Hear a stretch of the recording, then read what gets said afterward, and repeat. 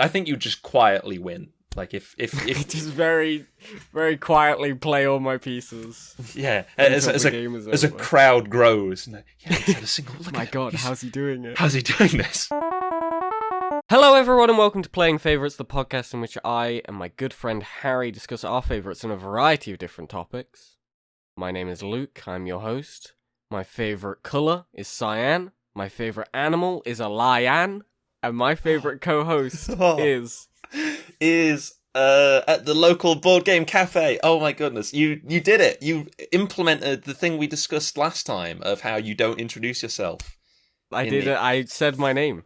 You actually introduced yourself as Luke, as your Luke. host, Luke. I'm your host. He's my co-host. I was gonna say, it feels like we've got a bit of it's almost like pilot co-pilot, and you're the host, and then I'm the sort of. Well, I can't say I'm your co-host. This is also my co-host. You don't even. Also. The thing is, I'm your co-host and you're the host, but I'm a host and you're my co-host. It just feels like I don't know. Like people can figure out that you're the host. You're not going to be the guest introducing the show. All right. I'll workshop it for next time. I think it works fine. I'm just being pedantic. I'm your stooge. We haven't even talked about board games yet. Yeah, I guess not. Do you like board games? God, it'd be what a depressing episode it would be if I just went like, no, not really. Not massively fussed about them. I don't either, but I guess we'll do the show. We've already put the tweet I do out. like board games, actually. I really like board games, but we have to do, it's a Playing Favourites tradition. Yeah. What the fuck is a board game? What is a board game? Well, this is a language problem I always run into of like if you're playing like Cards Against Humanity or something, because there's no board game, it's a card game. No, but even then I wouldn't call that a card game, because card implies playing cards. So I often use the umbrella term tabletop game, because it happens on a table. That's fair. Like Dungeons and Dragons. Cards Against Humanity is quite similar. In a way. God, can you imagine just filthy Dungeons and Dragons? Yeah, no, I sort of, which isn't really that good, because tabletop, and it's a bit of a mouthful. Okay, well, we're gonna do. I've thought about doing this as a new segment. Okay, we'll see. I haven't come up with a name for it, but okay. I'm just gonna start throwing names at you, Harry. I want you to tell me if it's a board game or not. Okay. Go. What is this? Either something Luke's made up or a board game? No, they're all real. Oh, so the answer's always going to be yes. No, because I want to know if you think it's a board game. Oh, a board game as opposed to like a... Yeah. God, I feel like there's so much more potential for this segment. I feel like... Okay, well, you want me to make them up? So it could be like, for example, you know how sometimes you'll get like, oh, is this a type of hat? Or is it a breed of cat? Okay. You know, I do stuff like that. So, I like that game, but that requires much more preparation from me. I guess so. Maybe we'll think about that for future episodes. In the meantime, but anyway, chess. I think that is a board game, yes. It's a board game. You play it on the board. Unless you play it online. Which isn't something I've ever done. Wait. Except for against you over the last couple of days. Repeatedly. We've been battling in chess. But that's... in preparation. We'll come back to that, yeah. Okay. I find it... Okay, no, I want to dig into something there. Oh, okay. So if you play it online, it's not a board game. Well, I think it's semantics at that point. It is... Chess is a board game. It's still the same game, fundamentally, right? That's the thing. Okay. I mean, like... Because like online Monopoly. Yeah, stuff like Uno. Like Monopoly is a board game. Okay, Uno. Is that a board game? But now we're getting into the problem of what we were just talking about. Like, I would say... Because also it's... I already hate this. Because it's also like, who cares? Like, it's not a board game, because it doesn't have a... But it will affect my answer at the end of the day, Harry. Oh, really? Okay. I would say... Oh, you can't do this then. Because then it's my answer. No, I think we're doing non-traditional. It's if it's a tabletop game, if it's a real life... Okay, so Dungeons and Dragons is a board game. Oh, what are you doing? No. Yes. I would say, yeah, okay. Here's the thing. I agree. I don't think that Dungeons and Dragons is a board game. Okay. But I do, like, the thing is, if you take away, like, the role-playing element of Dungeons and Dragons, and it, like, you know, there's the Dark Souls board game. Have you played that one? I haven't, but I know it exists. I'm trying to think of another. There's like Hero Quest and stuff like that. Yeah. where they're just combat and you just go through different rooms and you roll your dice to see if you deal damage or whatever. Yeah, Like, that's I a guess, board game, right? I guess it also comes down to what the focus is, because, like, yeah, whilst Dungeons and Dragons, it does have that kind of rolling dice and combat Yeah. and system stuff like that. Ultimately, it's a role playing game, and there's it's fundamentally that is that's the the crux focus, of it, right? Yeah. Okay. Although, yeah, I do wonder though, are there people who go into D&D just completely wanting to ignore all the Pure character combat. building? Robert, they just want the intricate systems of the combat and the dice rolling. Dude, to be fair, yes, it's me. I know I'm you that enjoy guy. that. I know you enjoy that, but you still, go to the effort Yeah, of no, building a character and fleshing them out. Okay, And stuff. next question. Go on. Pokemon card game. As in with Pokemon cards, Yeah. and Not the board game not Pokemon the board game. not Pokemon Monopoly. Which, by the way, I actually have. We were throwing out Pokemon Monopoly a few years ago, and I salvaged all the playing pieces. So on my Hell desk, yeah. I've got a little Charmander, a little Bulbasaur, a little Blastoise. Is that with your copy of Werewolf the board game?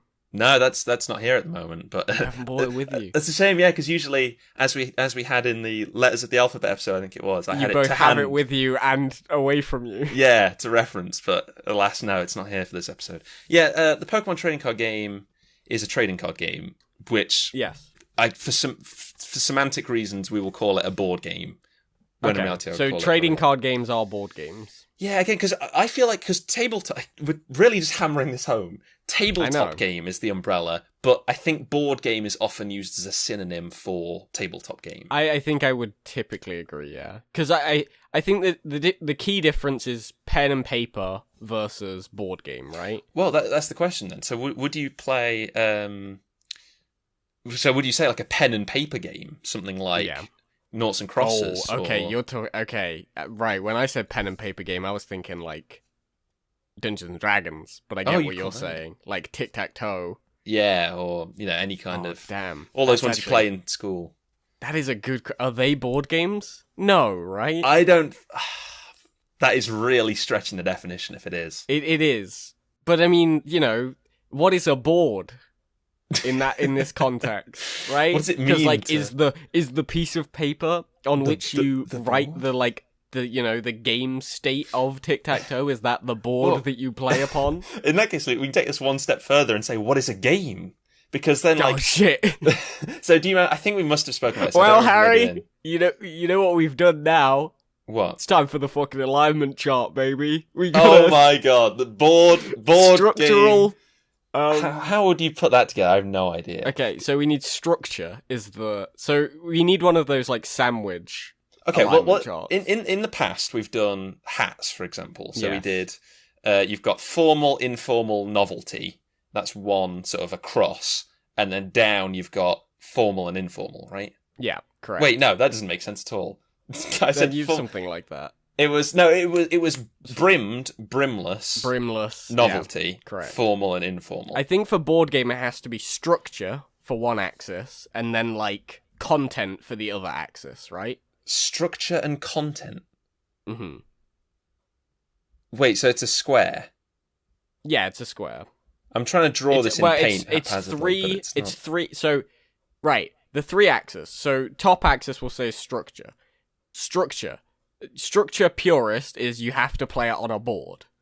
Jesus Christ! Look, I can't follow this. God help us, how the listener should follow along. They'll figure it out. They're smart people.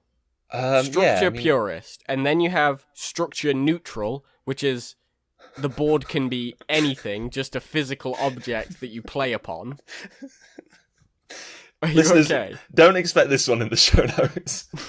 Don't. I seriously. I'll do it. All right, you map this one out then. I'm Okay. excited to see how this one goes. And then structure anarchist, which is you do not have to play upon anything. Okay. So, Yeah. for example, the examples would be Monopoly is structure purist, Okay. tic-tac-toe is structure neutral, and But- structure okay. anarchist is like, rock, paper, scissors. Okay. Yeah. Fine. So I'm seeing this now. Okay. And then content, this one's Yeah. a bit harder. What? So. I mean, how are you gonna boil down all of tabletop gaming into like three? It involves rolling dice and moving pieces, I think would be content to get together. purist. So they're one. Okay. Yeah.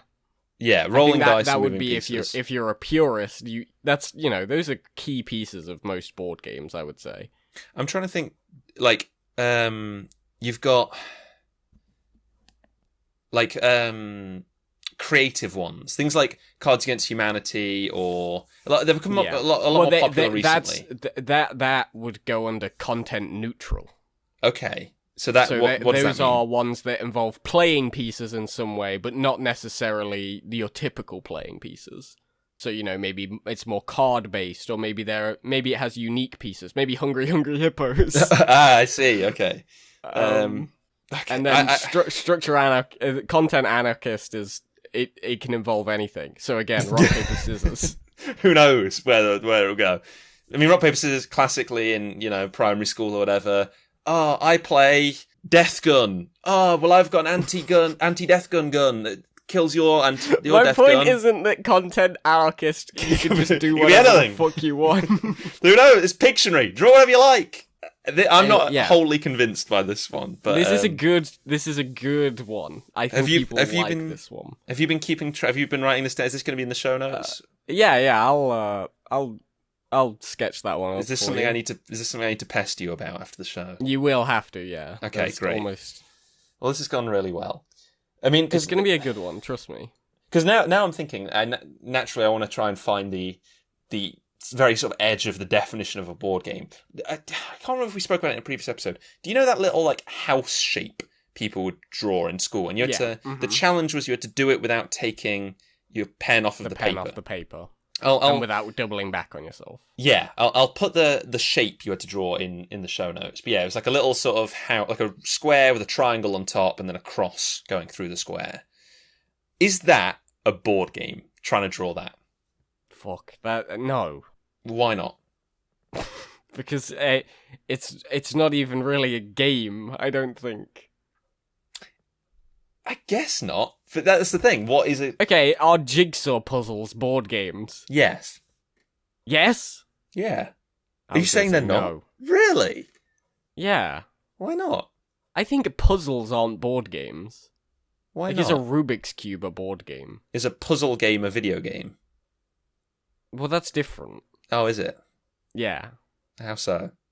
Well, okay, so the thing with a board game, I think most board games typically involve maybe finite amount of solutions, but when you start, you have no idea what the ending solution will be.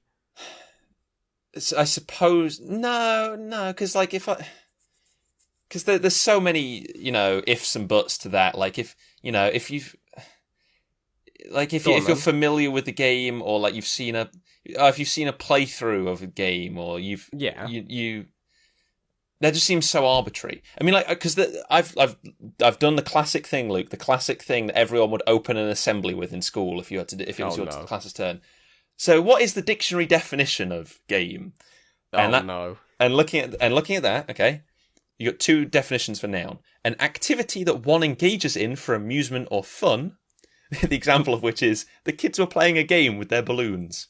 What game? What game are they playing with balloons? Tic-tac-toe. Tic-tac-toe, yeah, playing Uno with their balloons. And then the second definition is a complete episode or period of play ending in a final result, so like a game of chess. Yeah. And so, that's kind of the definition I'm after, is, it's something you do for fun. But then a part of me wants to say that you do with multiple people, but then solitaire, that's a game. You do that by yourself. I guess that's all it is, right? And it kind of implies an element of sort of whimsy, or it's a game. It's all a game. Yeah. We're having a good time. It's all, not very serious. But then obviously people can take them seriously. Is an escape room a board game?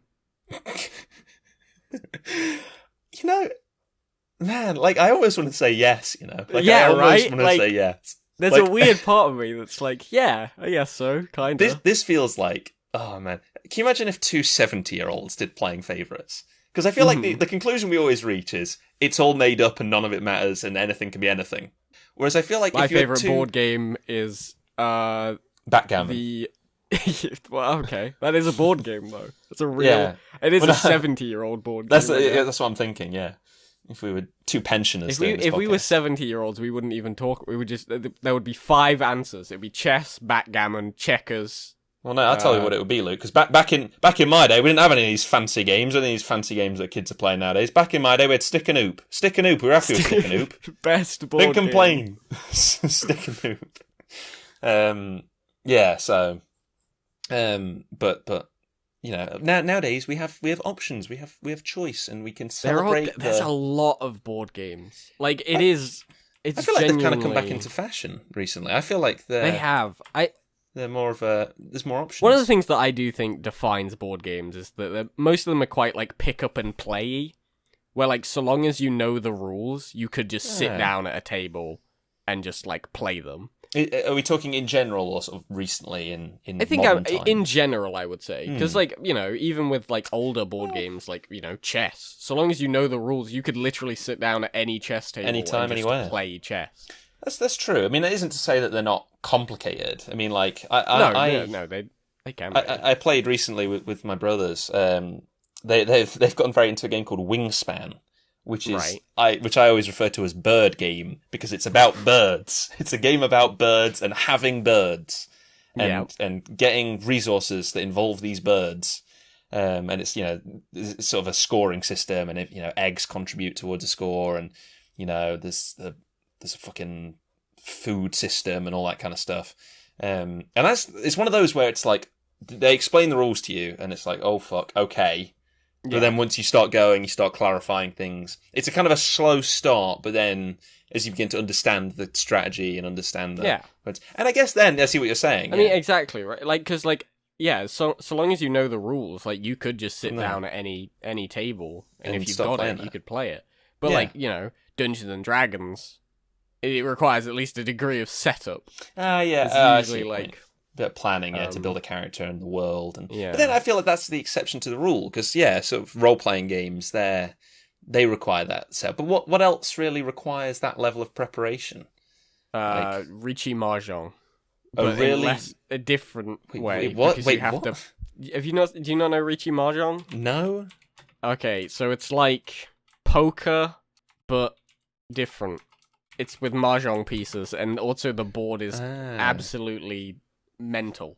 There's like 1,000 pieces on the board. Oh my god. And, you know, you've got like 20 pieces in your hand, and you have to, every time you reset up the table, you have to discover which way is the wind blowing in this game. Jesus Christ! Wait, really? I'm trying to Google it. Not like actually in real life wind blowing, but like there's like a mechanic. It's a wild game. It's pretty. It is like poker. But then, but like, see this. But again, so long as you know the rules and the table's set up, you could just play it. I guess I feel like we may be finding a difference between the two of us here, Luke, because I look at Regime Mahjong, or however I'm supposed to pronounce it, and I take no joy in this. I see no fun in this. This just looks like a miserable experience. It's poker. Like, yeah, and that's poker's fun. I enjoy that, but it just seems so sterile. Like, it just seems so. What, you don't like all the pieces? Here's a bunch of pieces, and we're gonna move. Because, like, I wonder if this is because we did when I was studying computer science briefly at university, we did game theory, and you know, whenever you would be looking at that, it would always be with the most depressing like games. One of them was called Nim, the game of Nim, which is to do with like there's a certain number of counters and a certain number of players, and you can take as many counters as you like, and whoever takes the last counter loses. And so it's like you play with all of, you know, how many counters, how many players, how many can people take, you know, and this changes, and what's the best algorithm to figure out how to win this. And that's one of those where it's like, it's so crushingly depressing. Like that, imagine playing that with someone, like, my God. But then, you know, you think about the fun of board games now. Silly bird game I was just talking about a moment ago, where it's you're trying to manage birds, or, you know, Cards Against Humanity, where it's crude and ridiculous, or, you know, I get what we've played one called Super Fight, which is a sort of Cards Against Humanity thing, where you've got various cards, you've got to put together a superhero. So it's Homer Simpson, and he can't stop running, and he's got flame hands, and he's going up against, Hitler, who's a giant robot, and I think that's just Wolfenstein. But and he can time travel and shit, and then you have to argue over who wins, and that's crazy and ridiculous and fun and like, so it feels so much more fun. I do agree right? with you, Harry, but we did spend like 2 hours last night playing chess. I know, but like, chess is, I don't know, that maybe that's where I'm turning a blind eye here. Chess might be the perfect game. No, I'm not gonna side with you on that. I'm not gonna side with you on chess. You don't think chess is the perfect game? In that case as well, it's you make your own fun because it's the company you're in and the people you're talking to, and like you end up coming up with silly little jokes, and you start entertaining each other and stuff like that. All right, Harry. E4. Wow, I'm having such a great time. Harry, I'm playing. We're gonna do that thing they do in movies sometimes, where they both just say chess words no, because loud, you've got to specify the piece as well. You don't? Rook F7. Because usually only one... Wait, did you move your rook? Yeah. You can't do that. That's an illegal move. No, because my rook's got rocket boost. Oh shit, it's super fight. Dude, okay. Super fight chess would be great though. Oh man, Each you get to modify turn you can pieces. like play a card and to modify a piece. Yeah. Alright, my horse has got 8 legs. Like slept here. You can fucking travel across the board. This is amazing. There are 1,000 chess variations. Oh yeah, 8-player chess and shit. Chess is one of those games that just like goes mental sometimes. Oh, that's because it's There's an like oldie, Fog right? of War chess. Oh my god! Wait, is that where you can't see certain pieces? Yeah, you can only like see things that your pieces could see or something. I've never played it. There's exploding chess. There's what is it, speed? Not speed chess, but it's the one where there's no turns. What? You just play. What happens in real time? Yeah, real time chess. Oh my god. Okay. That's interesting. I was going to mention this earlier, but we sort of moved past it. Real time board games, I find endlessly amusing. I just think they're great. I can't think of one. There's one that I played with my brother Chris once. That's not even. It's not even real. That's not real turn-based. time. We'll come back to Kaplunk because like classic board games from your childhood is a whole segment we could do. Because now I'm branching out the. This podcast has quickly become Harry and Luke remember games that exist. Games. I remember in year 2. Damn. I don't know where I like heard of this thing, and I suggested we do it to the teacher, and we did.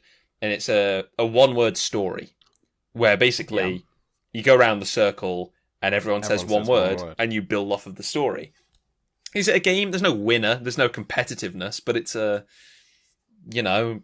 silly and fun thing like that happens to people. That feels like a type of game where it's not even, no one's trying to win. There's no competitive element to it, but it's a sort of silly and fun thing that you can do with people. Again, it almost feels like there needs to be two different words for like a game where it's competitive and you're against people and you're trying to win, and then game where it's like, I don't know, you're just having a bit of fun, right? Like they're two separate ideas, but they both fall under the umbrella of game. Game. Do you have any games that what were like some you used to play when you were little, like around Christmas? I remember playing. I remember in school playing a lot of Top Trumps. Okay. Because whenever it rained, we would have to stay in our classroom for break or whatever. For some reason. And we had like a big box that was full of board games. Yeah. We used to I just played Marvel Top Trumps all the time. All day, every day, baby. Jenga. Well, hang on, just quickly on Top Trumps then. Do people know this is an international thing? It's where you've got like a bunch. You can get Top Trumps for literally everything. There's probably playing favorites Top Trumps already. Like, oh, dude, what would that even be? I don't even know, but that would be great. Yeah, playing favorites, man. Maybe that dog who recycled a whole bunch of plastic bottles. Like, I guess you could do things that we've spoken about. That would be fun. But yeah, and basically they have a whole bunch of stats. So it'll be like, Marvel, and it'll be like strength, speed, intellect, whatever. And you know, one of you calls it intellect 47, strength 29. No, intellect 29. You're right, you win. And then that person collects the cards. I used to play it a lot too with my dad. I can't fucking stand it anymore. Yeah, it's bad. It's not a good game. it's no good. Like, there's no like strategy to it. You just say your best stat, and then yeah, and like there is you win or you lose. and there'll always be like two good cards that just win. Yeah, there's always like two cards that have the best stats in certain things. It's like Marvel Top Trumps, you've got like fucking Galactus, who's the largest character, giant spaceman, the strongest character, the most intellectual character, and it's just like, okay, well, what am I going to beat him with? Or Ant-Man's small. Wow. Okay. Like, yeah. It's just, I don't know, man. I like it because it appeals to the part of my brain that's like, oh yeah, sets and cards with stats and characters and stuff like that. It feels like one of those things that there's someone out there who has like collected every set of Top Trumps ever released. Oh, well, in that case, He's Luke, Googling it. I mean, I almost want to... What's this? Should we play a record? I know this is your segment, fuck, Luke, hell yeah, let's go. but I'm here on Guinness World Records. He's stolen my playing. Well, in that case, because spoiler alert, I also have a United Favourites coming up this episode. Oh, excellent. However, I've already seen the list, so we can't really do that in reverse. The largest collection of Top Trumps, Luke. How many Top Trumps do you think this one guy has? How many? It's got to be like several thousand. Okay, what are you thinking? I'm gonna go with 8,000. You're actually quite off. He only has, this is Mark Maggs in the UK, 300. That's 300 nothing. Different kinds of Top Trumps. It's zero. We could probably beat it between the two of us. I think we could. I think we should. And on GuinnessWorldRecords.com, Mark Maggs himself has commented on the post saying, "Woo, I did it." Congratulations, you know what, Mark. Good work. You've earned it. Well done. It was only in 2019 when he set this record. It was, July 2019. Apparently his first pack was sports cars. Oh, well done. We're very, very Good proud work. of you. Someone has also commented, "Well done, Mark." Amazing. And We're also, all very proud of you. I don't see any other records, but I've now just looking around. You can actually get Guinness World Record Top Trumps. I did see that as well, yeah. What have we got here? Fastest toilet. Do you think we've got dog who's collected the most plastic bottles? Yeah, plastic bottles. Most jelly and I'm looking at some. They give you a few example top trumps. Most jelly eaten blindfolded in 1 minute. But then this one. So on these world record Top Trumps, there's a record year. Who wins on that one? Who's the winner? Yeah, the oldest. I guess, right? Largest land vehicle. Some of this is the shittest Top Trumps I've ever seen. So the stats I don't know why for this you would one, ever want to play this. Record year, difficulty, all right, uniqueness, actually fair enough, Top Trumps rating. They're your 4 stats. 2 of them are completely arbitrary. Awful. And then it gives you a little bit of info. I'm glad that you were able to come up with a player record for this episode, Harry, because I did look at all of the chess world records, and they do all suck. None of them are fun. There's no, although there is someone who has the most games in blindfold exhibitions, which is kind of cool, I guess. Yeah. Okay. Would blindfolded chess even be that difficult? I guess keeping track, because it's easy to, it's nice to be able to look at the board and you have to visualise remember the whole board state. Yeah, or I assume go ahead and fondle each of the pieces individually. I'm going to assume it has to be touch chess. Because otherwise you would just literally touch every piece to be it's there. But then that you start getting into territory of invisible Tetris. Have you ever heard of this? I know it's not a board game. Oh, yeah. Where all the Tetris pieces are invisible. You just know which one is coming next.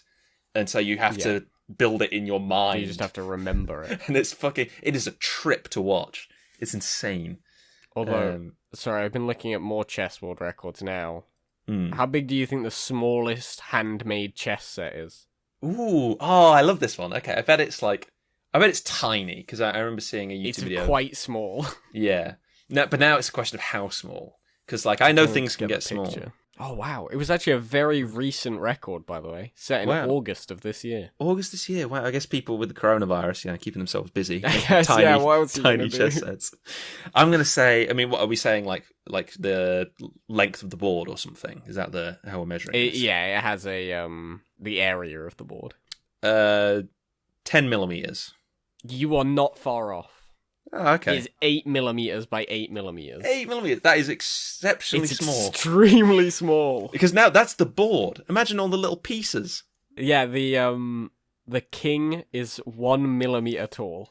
Wow. Oh, I want it. I want to own it. Oh no, 1mm for the pawns, 2.4 for the king. I'm gonna send you a picture. I've got a picture. Amazing. Of it. This will be in the show notes. It's tiny. Oh yeah. So in this picture, it's next to a some kind of American coin. It's also made of like gold and Armenian apricot wood. Oh, okay. Oh, and it's on a frame made of platinum. This wow. might be like the most expensive thing I've ever seen. Maybe, probably but not. Such small quantities. You could make this set in real size, and it would be much more expensive. Absolutely, yeah, and that is very small. I'm trying to think of how you could play it, like because you know, obviously you go with your finger. Difficulty. Yeah, you're gonna knock everything over. If you went in with your finger, you would crush the board.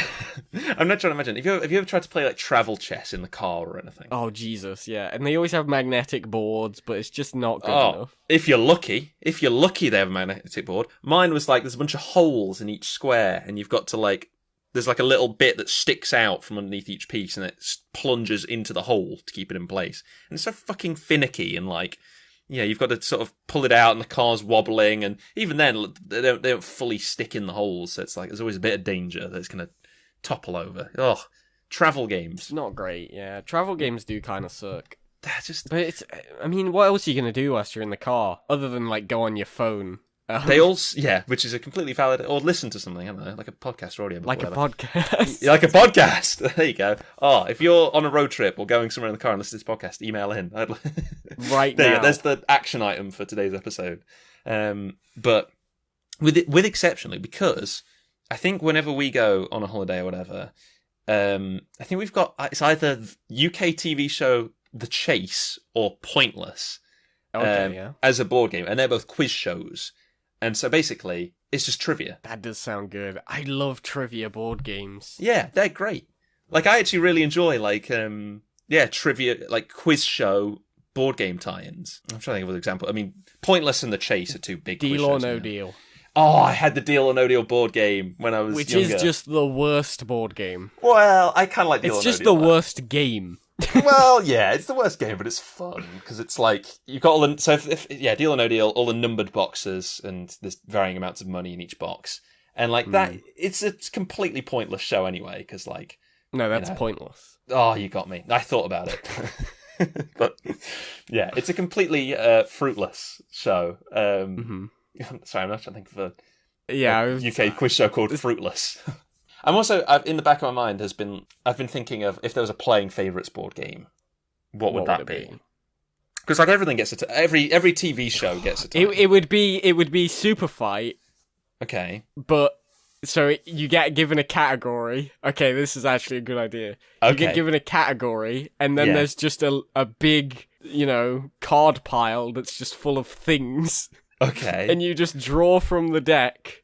Yeah. And you get given your thing, and you have to defend the thing in the chosen So give me an category. example. Give an example. So, it would be best board game, and you'd draw from the card pile, and you'd get German Shepherd and okay, I like that. PlayStation 4. Oh, and you've got to argue. And you have to... That is, okay. Wow, that is actually a really good idea. I kind of like that. Or you could do, if you want to, a variation that would be a bit more sort of true to the format, I guess, would be like, you draw the category, so say board games, and then you've got like a list of potential favourite board games. Yeah. And then you either have to quickly pick one from the list, or you roll a dice, and you've got to on the spot defend why it's the greatest board game in the world, or why so and so. But actually, your one is much more of a fun variant. I don't know, because I was imagining like it would be. I went much more traditional. I'm imagining like it's a board. And you've got to sort of move. You roll your dice and you move across all these people. Yeah. We could make it like Trivial Pursuit, where depending on the colour you get, there's different categories. This is the most self-indulgent. Oh, we do this every time, though. I know we do. Playing favourites ice cream, playing favourite sauce. There's always a little bit of self-indulgence. Lest we forget playing favourites man. An ominous force who lurks in the background of all episodes. Yeah, I don't know. That's always the kind of stuff I used to play when I was younger, alongside, your classic like Mousetrap and Yeah, Kaplunk.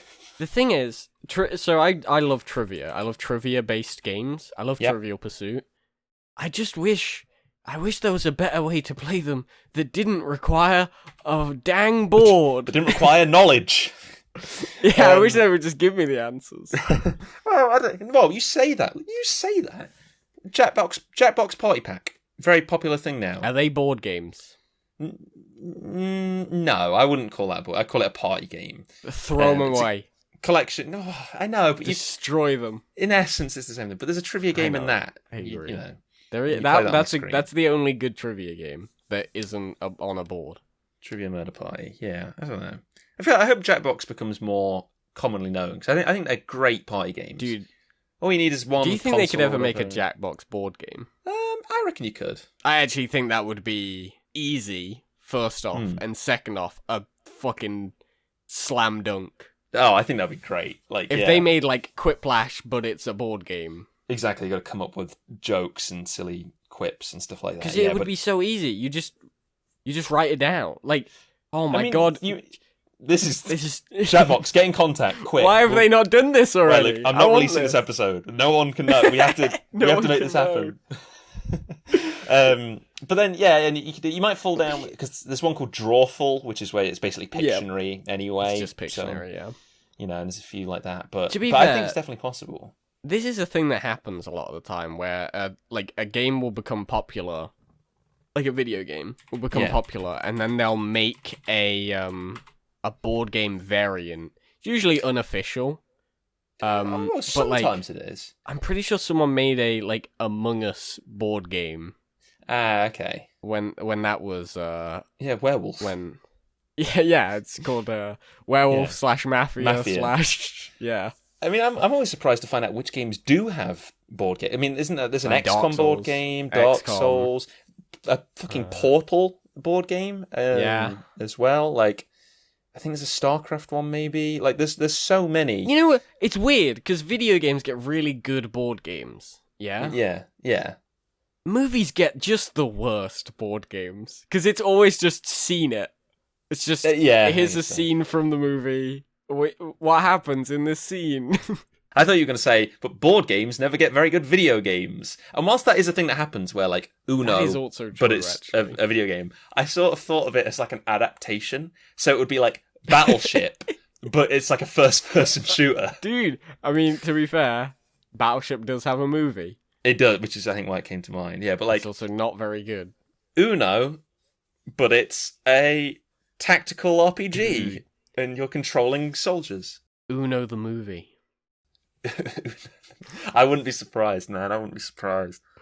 Jesus Christ, how would you even... I mean, Queen's Gambit really popped off, so, like... I mean, that's what, chess TV show. Maybe this is the next step.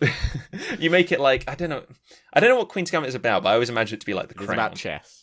Okay, I always imagine it, though, to be like very sort of upper-class characters and things like that. Actually, it's got the word Queen in the title. I'm now imagining sort of like a game about a high society, like a Victorian high society, but they're all playing Uno. Dude, that would be sick, to be fair. Yeah, man, I reckon there's a gap in the market here for something. All right then, Luke. Well, that's the UK's favourite board games. It wasn't. I cut United Favourites because it was really long and kind of boring. What about the wonderful listeners of Playing Favourites podcast? Let's have a look at the Twitter. I want to know. What we got? There's one here that I want to address immediately. Go on. It is Mastermind.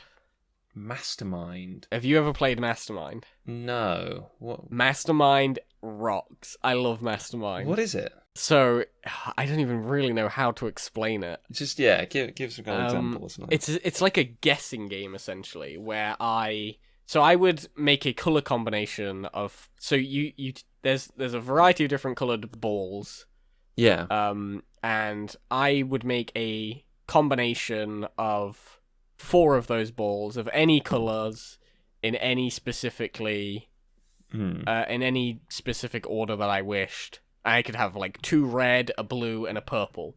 Okay. And then what you would do is you would start to try and guess what order that I have put my balls in. So you would go like, here's 2 blue and 2 yellow. And then I would give you either a red pin or a white pin depending on... The red pin means you got it right place and right colour. Okay. White pin means the right colour but in the wrong space. It does feel like we're in depressing NIM game theory territory here. It kind of, but I love this doesn't Mastermind. sound fun. It's very fun. I love this because it like makes me use my brain. I like to use my brain. Oh yeah, I'm looking at the. God, this does look just like the most depressing thing I've ever seen. Hey, how dare you? I'll fight for Mastermind. I mean, as soon as you said Mastermind, I thought of the TV show. I think you can, yeah, where it's specialist subjects and you've got to name. You'll get asked really specific questions. By the way, do you know the TV show Mastermind? The guy who invented it was a war man, a veteran from war.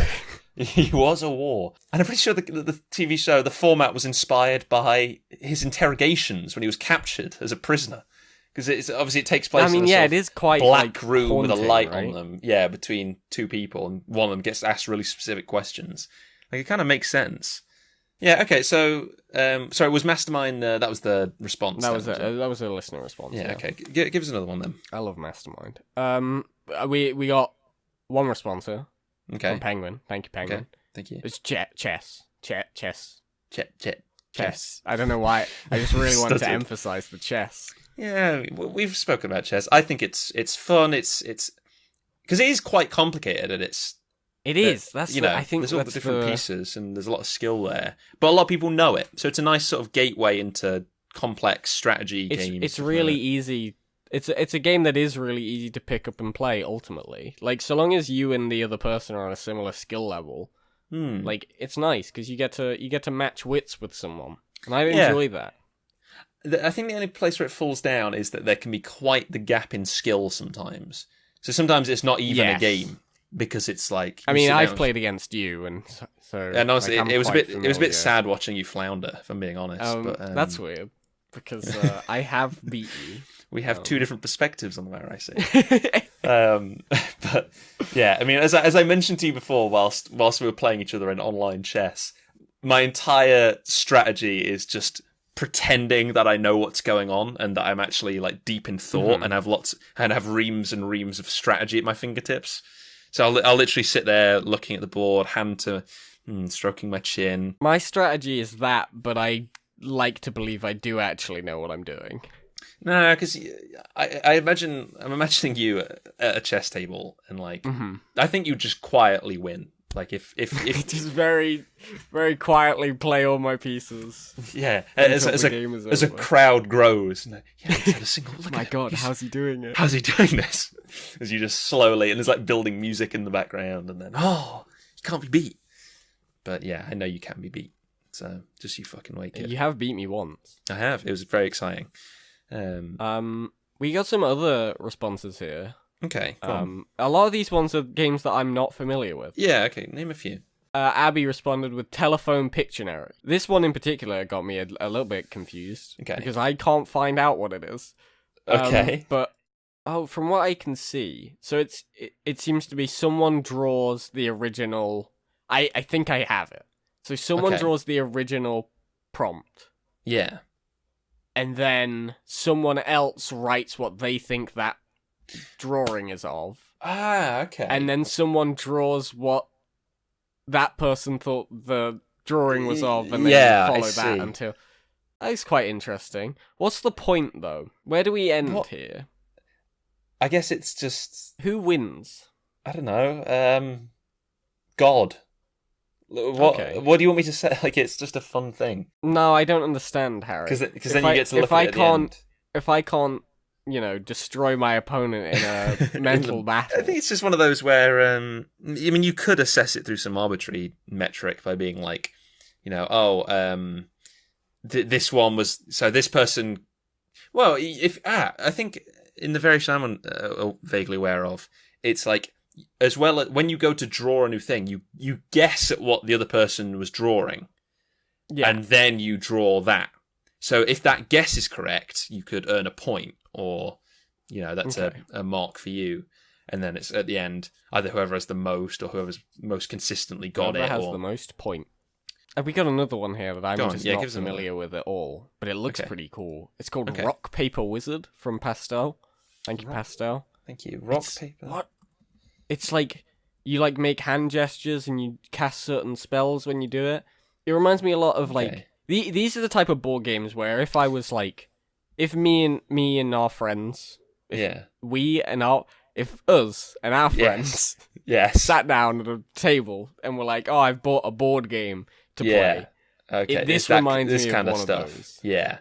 Because we've played stuff like Boss Monster and like Four Souls, stuff like that. This in particular reminds me of Rock Paper Scissors, which is a game you can play.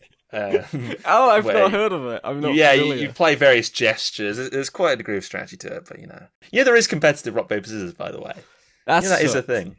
That is silly. I've seen there's a number file video as well, I'll link in the show notes, where it's like the strategy you're supposed to do. Because it's one of these things where some mathematician somewhere got a whole bunch of students to play rock, paper, scissors and analyse them. And it's like, Harry. Okay. You know what that means. What, we're going to play rock, paper, scissors? Yeah. I don't know if I can remember the strategy. Okay. I'm going to play rock. Oh, you do this strategy. Okay. Right. So then, how are we counting down? We'll count down together. You ready? Yeah. 3, 2, 1. Paper. Rock. You got me. I win. Because I also do this strategy, Luke. I know. You should have. What you should have, because I said I know this strategy, and so you should have flipped. You should have gone with. Well, scissors. no, because the thing is, Harry, if I ever flip, I can never use that strategy again. It never works again. Of saying you're going to go rock and then always going rock. Yeah. Because there always needs to be that doubt that one time I'll not go rock. I guess so. Yeah, that's true. All right, you've really committed to this one. But anyway, Rock Paper Wizard looks fun. This actually looks like a game that I might pick up. Yeah, actually, this is... So yeah, it's like different hand gestures are different spells. And I mean, it's made by the people who make Dungeons and Dragons. Yeah. So it's all, wizardy stuff.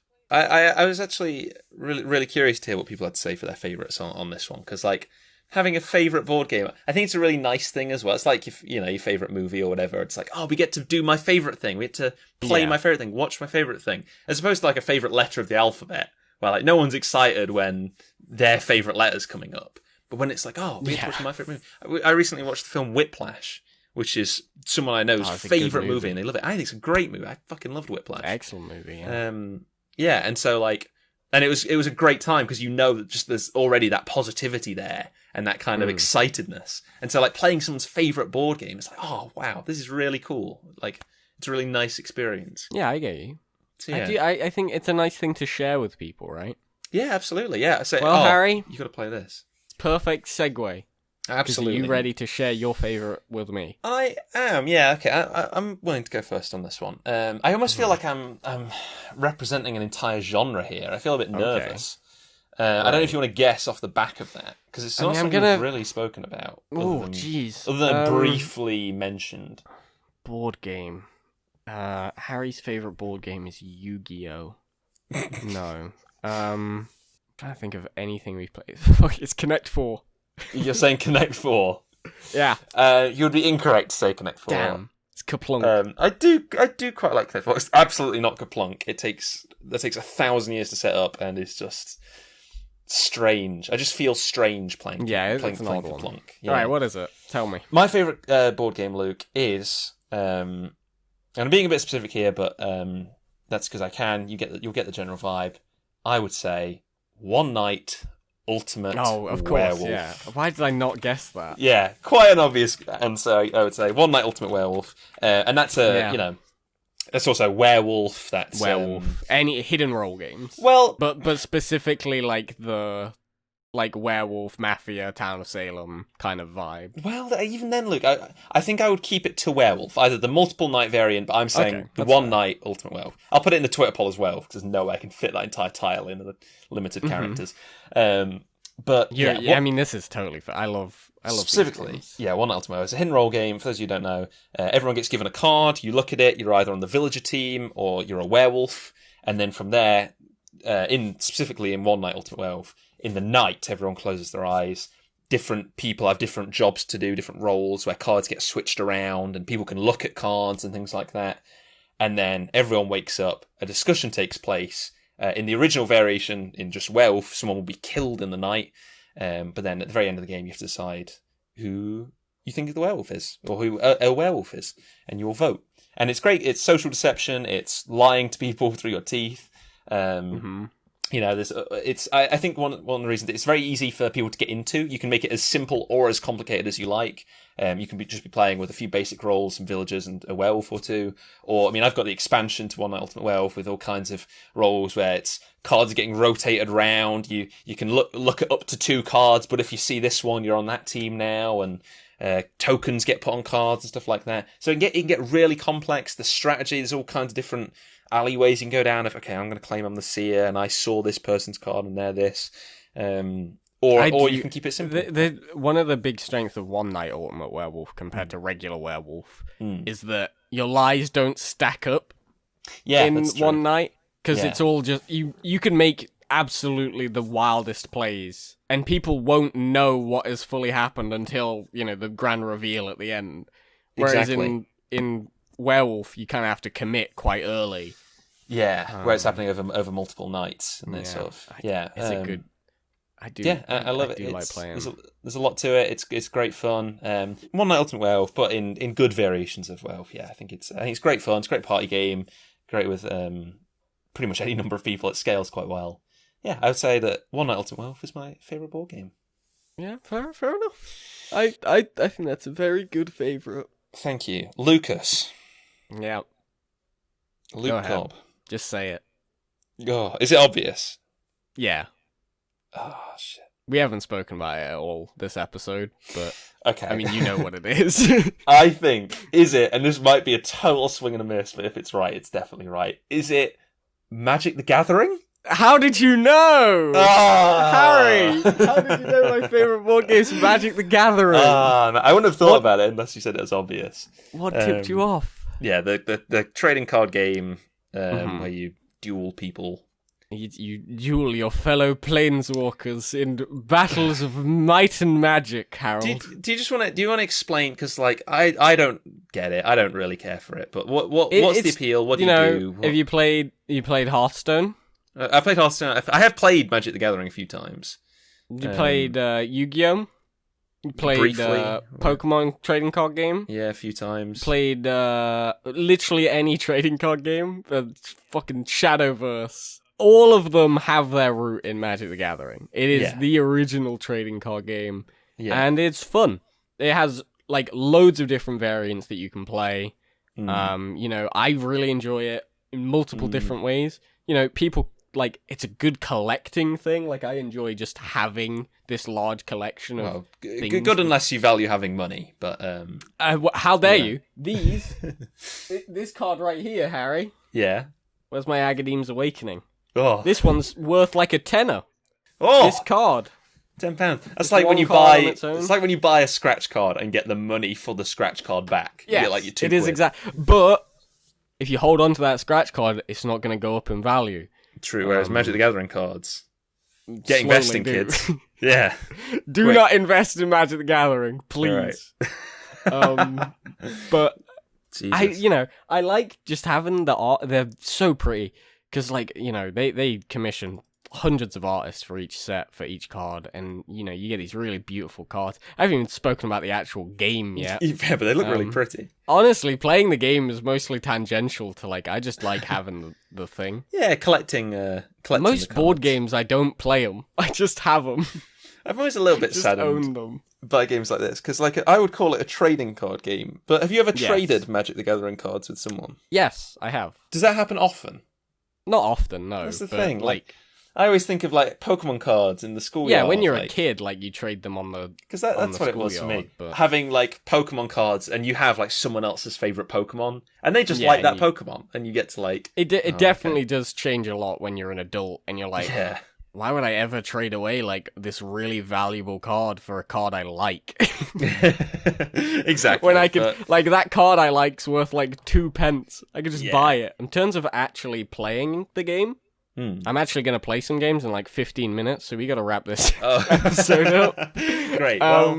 But there's loads of different ways to play. You can play, just one-on-ones with you've got your highly tuned deck where you've specifically chosen these cards that really work well together. They're really powerful, and you playing your creatures. Maybe you've got like, oh, this deck's full of angels because I think angels are cool. I guess there's a lot of room for strategy because there's building your deck. There's a huge amount of. There's playing. I mean, the game's been going on for like 27 years now.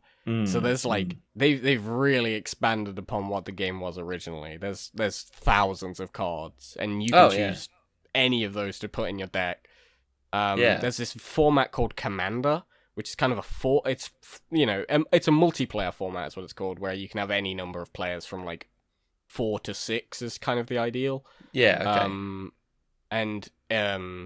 There's a lot of politics involved in there, which I really enjoy, and I think really expands upon the basic ideas of the game, where I could be like, oh, maybe I won't attack you, but you have to do me a bit of a favor next I'll attack turn. the elitist proletariat.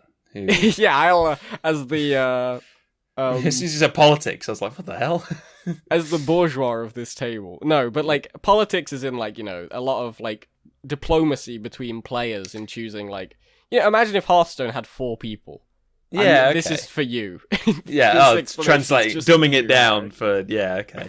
Well, and, I can see like, the appeal of that. Maybe you don't want to attack the person on your left, because the person on your right's got a better board, so you team up with the person on your left to fight the person on your right. Yeah, okay, and there's sort of that element to it.